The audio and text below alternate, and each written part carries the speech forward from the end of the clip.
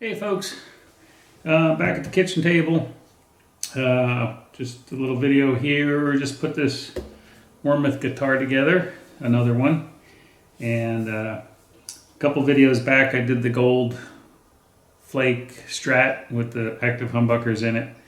And it was the problem with the Warmoth video. I had originally wanted the green one and they were sold out. It was a special run at Thanksgiving. They did a custom flake bodies. But in any event, the gold flake was around $1,300 to do the whole guitar. And I called and asked them if they could still do the green. So they said they would. So when I started out, just a real quick background, if you looked at any of my other videos, a few years back, I'd buy like a fender body and a Warmoth neck. I'd order a Warmoth neck and put something together with custom pick guard and dress it up a little bit. And then I kind of got into buying unfinished bodies and staining or painting them and putting guitars together. And normally I'd buy from their screaming deals just to keep the cost down. I picked up base bodies for like $100, $130. Pick up a neck for $250 or whatever and put something together. And I don't know, fairly recently I've been watching a few videos. Phil McKnight did a video of a Warmoth build, and kind of with regards to the boutique builders who, for a new guitar it's $5, $6, $7 grand. And Phil put one together for like $1,600, I think. And like I said, my gold one was $1,300. So there was some comments, and I was involved with some of them regarding Warmoth. And so the gold one came together for $1,300, and it's just awesome. And but I called Warmoth because I really wanted the green.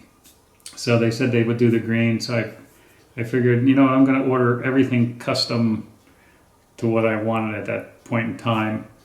So I ordered the green body, which Aaron called Rage Against the Cuisine in his Thanksgiving video.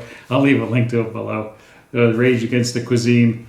And so they did the body for me in the green metallic, which came out really awesome. Nice gloss finish. Matching headstock with gloss finish. Roasted maple neck. I ordered spec'd out everything, so it's roasted maple. It's a fatback. Normally when I buy from their screaming deals, they're normally the thin profile. It seems to be their standard. And then, I don't know, a few months ago I picked up a fatback screaming deal neck and just to try it out, and kind of liked it. It's got a lot of chunk to it, So the last couple guitars I put together have fatbacks on them. In any event, I got the shark fin inlays. I got the Lumelay side dots with the black surround. They did a gloss finish on the headstock and satin finish on the neck, roasted maple. The tuners are Fender staggered locking. And the loaded pick guard is a 920D mini humbucker polyphonic. And I got that from Guitar Audio as well as the tuners. This was just under $320.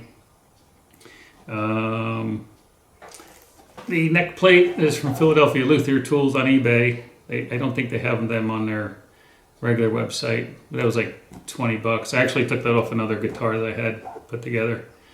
And so yeah, the body and neck and trim from Warmoth was like $1,600. And like I said, the loaded pick guard was like $320. Tuners were $67 or $68. So all total, ballpark number around $2 grand.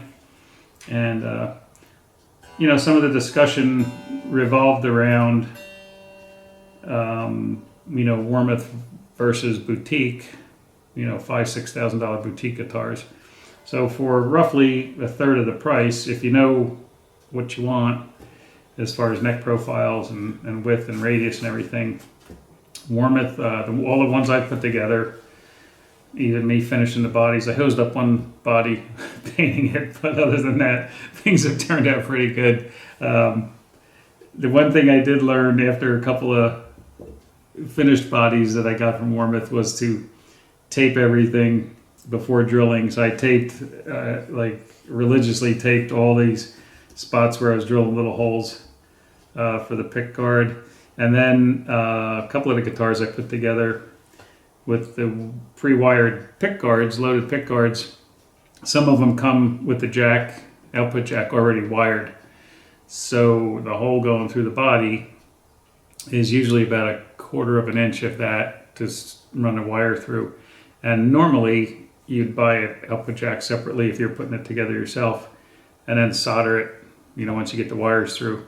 So what I was doing I think the Jazzmaster, and then I think the gold one, maybe not the gold one, but a couple of them I actually bored out that hole to 7/8 of an inch. That way you don't have to cut the wires or mess with soldering. You can just run the jack through and screw it in. But it came out really nice. I just wanted to, spec out everything to my liking instead of just kind of picking things out of screaming deals. Because that's what I was doing. I'd buy a neck one month and a body another month. I'd look for lightweight bodies and then stain them and finish them or paint them or whatever. And it's been a lot of fun. Really good hobby.